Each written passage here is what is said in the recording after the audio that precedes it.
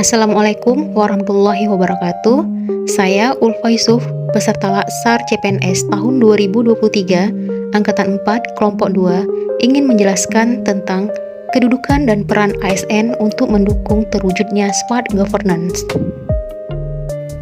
Pada agenda 3 terdapat 2 materi pembelajaran. Yang pertama, tentang manajemen ASN, dan yang kedua, mengenai smart ASN.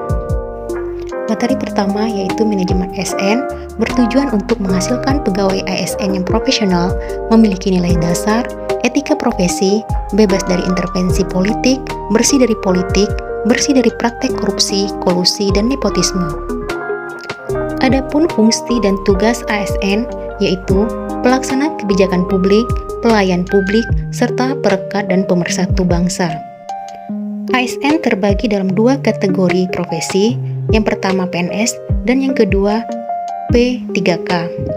PNS berhak mendapat gaji, tunjangan dan fasilitas, cuti, jaminan pensiun dan jaminan hari tua, perlindungan, serta pengembangan kompetensi. Sedangkan P3K hanya berhak mendapat gaji, tunjangan, cuti, perlindungan, serta pengembangan kompetensi.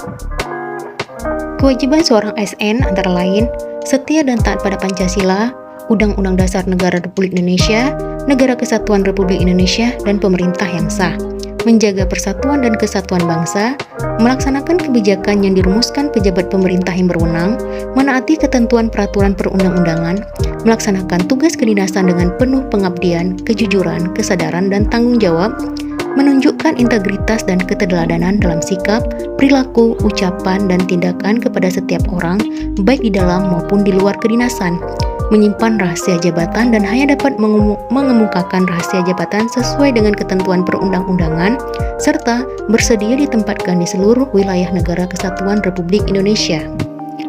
Adapun kode etik dan kode perilaku ASN antara lain melaksanakan tugasnya dengan jujur, bertanggung jawab dan berintegritas tinggi, melaksanakan tugasnya dengan cermat dan disiplin, melayani dengan sikap hormat, sopan dan tanpa tekanan, melaksanakan tugasnya sesuai dengan ketentuan peraturan perundang-undangan, melaksanakan tugasnya sesuai dengan perintah atasan atau perintah yang bersangkutan sejauh tidak bertentangan dengan ketentuan perundang-undangan dan etika pemerintahan, menjaga kerahasiaan yang menyangkut kebijakan negara, menggunakan kekayaan dan barang milik negara secara bertanggung jawab, efektif dan efisien, menjaga agar tidak terjadi konflik kepentingan dalam melaksanakan tugas, memberikan informasi secara benar dan tidak menyesatkan, tidak menyalahgunakan informasi intern negara, tugas, status, kekuasaan dan jabatannya untuk mendapat atau mencari keuntungan atau manfaat bagi diri sendiri ataupun untuk orang lain, memegang teguh nilai dasar ASN dan selalu menjaga reputasi dan integritas ASN, melayani dengan sikap hormat, sopan dan tanpa tekanan, melaksanakan ketentuan perundang-undangan mengenai disiplin pegawai ASN. Materi selanjutnya dalam manajemen ASN yaitu sistem merit. Sistem merit merupakan suatu kebijakan dan manajemen ASN yang berdasarkan pada kualifikasi, kompetensi dan kinerja yang diberlakukan secara adil dan wajar dengan tanpa diskriminasi. Materi selanjutnya dalam agenda 3 yaitu smart ASN. Dalam menghadapi perubahan secara global, maka sebagai seorang ASN, kita dituntut tidak hanya mampu mengoperasikan alat, melainkan juga mampu bermedia digital dengan penuh tanggung jawab. Smart ASN yaitu ASN yang memiliki kompetensi, kinerja, serta profesionalisme yang tinggi sehingga dapat beradaptasi responsif terhadap perubahan yang terjadi dalam mencapai tujuan organisasi. Untuk mewujudkan smart ASN, maka diperlukan literasi digital. Literasi digital terdiri dari yang pertama, digital skill, yaitu kemampuan mengetahui, memahami, dan menggunakan digital dalam kehidupan sehari-hari. Yang kedua, digital culture, yaitu budaya menggunakan digital. Yang ketiga, digital ethic, yaitu etis menggunakan media digital. Yang keempat, digital safety, yaitu aman menggunakan media digital.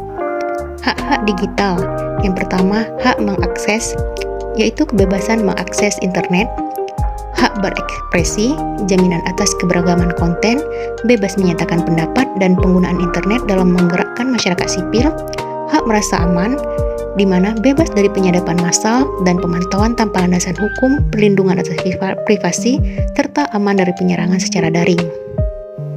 Aman Keamanan bermedia digital. Terdapat 3 area kecakapan keamanan digital yang wajib dimiliki oleh pengguna media digital. Yang pertama, kognitif, yaitu memahami berbagai konsep dan mekanisme proteksi baik terhadap perangkat digital maupun terhadap identitas digital dan data diri. Yang kedua, afektif, empati agar pengguna media digital punya kesadaran bahwa keamanan digital bukan sekedar tentang perlindungan perangkat digital sendiri dan data diri sendiri, melainkan juga menjaga keamanan pengguna lain sehingga tercipta sistem keamanan yang kuat. Yang ketiga, konatif atau behavioral, yaitu langkah-langkah praktis untuk melakukan perlindungan identitas digital dan data diri. Konten negatif digital antara lain hoax, cyberbullying, antara lain doxing, cyberstalking, revenge porn, hate speech. Hak dan kewajiban dunia digital. Yang pertama, akses dan tidak diskriminatif, kebebasan berekspresi dan mendapat informasi, kebebasan berkumpul, berkelompok dan partisipasi, perlindungan privasi dan data, pendidikan dan literasi, perlindungan terhadap anak, hak mendapatkan pertolongan terhadap pelanggaran hak asasi. Demikian yang dapat saya sampaikan pada materi manajemen dan smart ASN. Semoga dapat diimplementasikan dalam dunia kerja kita sehari-hari. Saya akhiri, Assalamualaikum warahmatullahi wabarakatuh.